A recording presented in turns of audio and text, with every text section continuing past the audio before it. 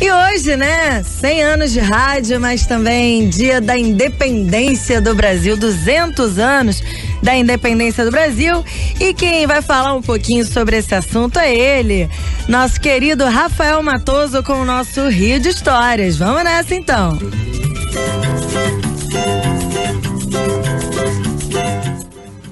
Tudo bom, Mônica? Muito boa tarde para você e para todos os ouvintes aqui do Almanac.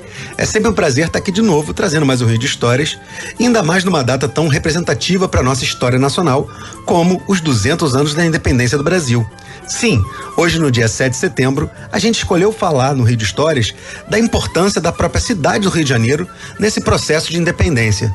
E muita gente vai se questionar, mas espera aí, Rafael, a independência aconteceu em São Paulo, às margens do Rio Ipiranga. Ela pode ter até acontecido simbolicamente lá, mas toda a articulação política, né, todo o processo que antecedeu esse ato e toda a comemoração posterior se dá na cidade do Rio de Janeiro, que então vai virar capital do Império. Vamos contar um pouquinho mais dessa história, Mônica. Mas para começar, eu vou fazer uma provocação importante. A menos de um mês das eleições, a gente precisa pensar se o Brasil ele é realmente independente. A gente tem que pensar se aquele ato que aconteceu lá no dia 7 de setembro de 1822 tornou o Brasil um país independente.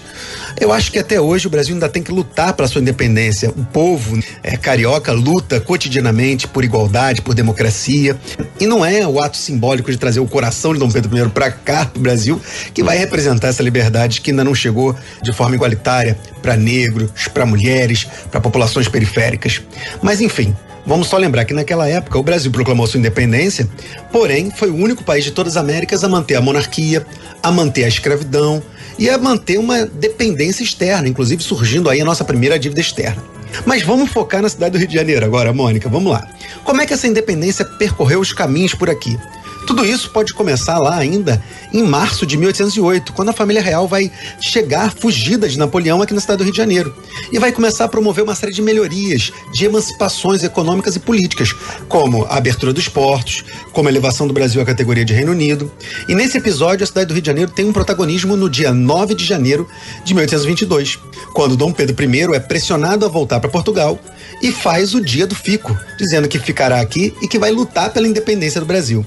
Essa luta faz com que ele saia, né, depois de uma série de reuniões que aconteceram ali entre o Paço Imperial e o Palácio da Quinta da Boa Vista, faz com que ele saia com uma comitiva para Santa Cruz, onde era a casa de veraneio, a fazenda imperial de Santa Cruz, e dali vai partir em meados de agosto em direção a São Paulo para conseguir somar forças para a independência. E é exatamente no meio desse processo que o grito da independência vai acontecer.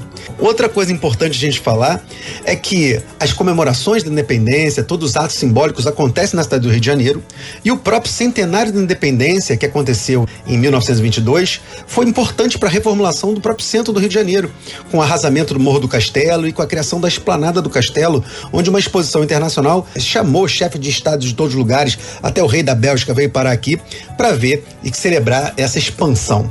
E é exatamente nessa expansão e nessa comemoração do país, no centenário da independência, que pela primeira vez, oficialmente, o sistema de rádio começou a ser transmitido no país.